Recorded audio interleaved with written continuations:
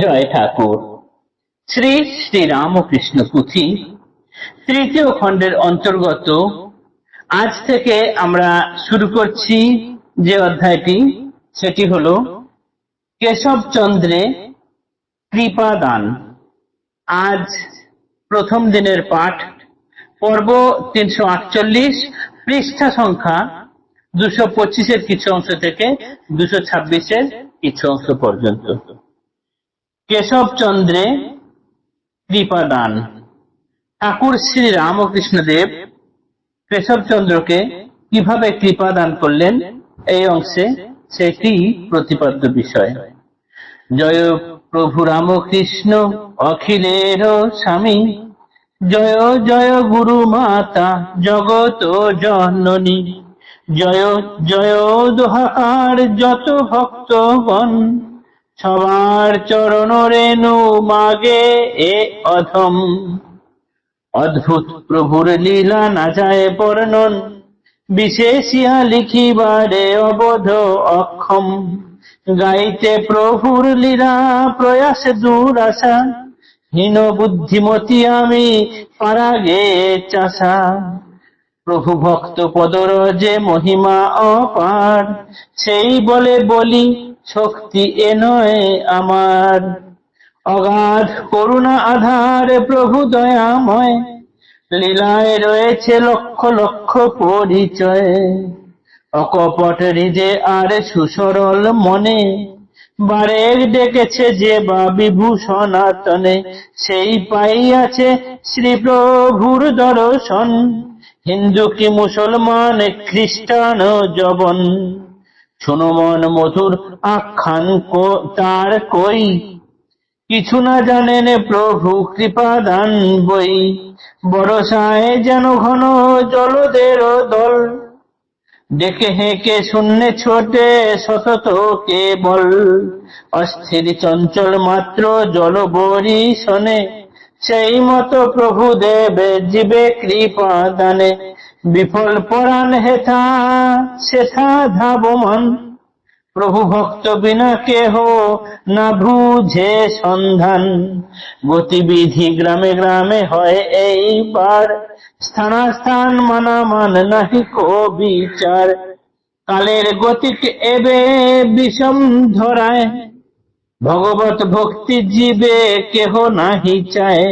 দয়াময় ধরাধামে দেখিয়া দুর্গতি, দুয়ারে দুয়ারে ভ্রাম্যমান দিবারাতি। আঁচল বাঁধিয়া আঁচল ভরিয়া লয় মহারত্ন ধন, কে চায় ভিখারি কোথা তার অন্বেষণ। যে জন কিঞ্চিত পায় হয়ে মত্ত তর, বারে বারে আসে ছুটে দক্ষিণ শহর। আসিলে প্রভুর পাশে সামান্য আশায়, আশাতীত আশার বস্তু অনায়াসে পায়। বেলঘরিয়ায় জয় সেনেরও বাগান, একদিন প্রভু দেবে সেইখানে যায়। বেলঘরিয়ায় জয় সেনেরও বাগান, একদিন প্রভু দেবে সেইখানে যান। সুবিখ্যাত ব্রাহ্ম শ্রী কেশব সেই দিনে, উপনীত তথা কত শিষ্যগণ শোনে। স্নানের সময় বেলা প্রহরে প্রায়, হৃদু সঙ্গে প্রভু দেব গেলা বাগিচায়। প্রভুকে না চিনে কেহ ব্রহ্মজ্ঞানীগণ, আপনার মনে তার তথা আগমন। আদর কি হতাদর কেহ নাহি করে, কত লোক হেথা সেথা বাগিচা ভিতরে। একবারে যেথা শ্রীকেশব সমাসীন, ভাবাবেশে অঙ্গটলে আধা বাহ্যহীন।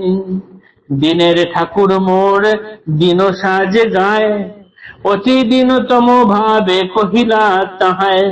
আইনু হেথায় আমি বড় সাধে মনে, শুনিতে তাহার কথা তোমারও সদনে।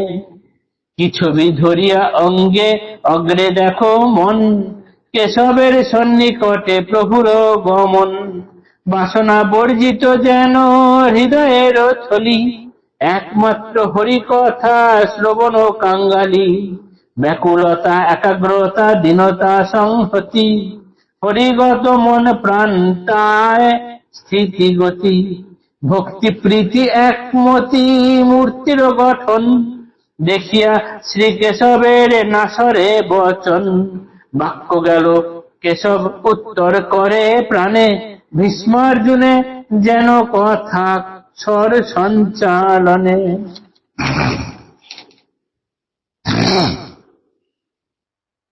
এখন কলিকালের গতি এমনই, মানুষ আর ভগবত ভক্তি ইত্যাদি বিশেষ চায় না। ঠাকুর তাই কি করলেন না, তিনি এখন দুয়ারে দুয়ারে যেতে শুরু করলেন। সেইখানে গিয়ে গিয়ে তিনি সকলকে তার মহারত্ন ধন বিলিয়ে আসছেন। এইবারে কেউ যদি সামান্য কিছু পেয়ে তার প্রতি আকর্ষিত হয়ে যান, তিনি তখন বারবার দক্ষিণেশ্বরে ছুটে আসছেন। এবং ঠাকুরের কাছে তিনি যদি অল্প কিছু চান, আশার থেকে অতিরিক্ত বেশি ধন তিনি পেয়ে যাচ্ছেন। এইভাবেই একদিন বেলঘরিয়ায় জয়সেনের বাড়িতে ঠাকুর নিজে নিজেই গেলেন। কেউ তাকে সেইখানে যেতে বলেননি, ঠাকুর স্বইচ্ছায় সেখানে গেছেন। সেখানে কেউ তাকে আদরও করেননি, অনাদরও করেননি। সেই জয়সেনের বাগান বাড়িতে সেদিনে ব্রাহ্ম ভক্তগণ অনেক হাজির। কেশব সেন সেই দিন সেখানে কিছু বক্তব্য রাখতে আসবেন। তিনি বহু শিষ্য ভক্ত নিয়ে সেইখানে সেদিন তিনি হাজির হয়েছেন। ঠাকুর সেইখানে গিয়ে একদম যেখানে কেশব সেন ছিলেন, টলমল করতে করতে গিয়ে ভাব গম্ভীর পরিবেশে বসে আছেন কেশব সেন, তার কাছে ঠাকুর গিয়ে বললেন, তোমার কাছে এলাম, তোমার কাছে ঈশ্বরের কিছু কথা তোমার মুখ দিয়ে শুনবো বলে। তারপর দুজনায় মিলে এমন কি কথা হলো, ঠাকুর এমন দিন বেঁচে গেলেন, সেই কথা যেন ভীষ্ম অর্জুনের কথার মতো তাদের সেই কথা চলতে লাগলো। এরপর আগামী দিনে আমরা বাকি অংশটুকু পাঠ করব। জয় ঠাকুর, নমস্কার।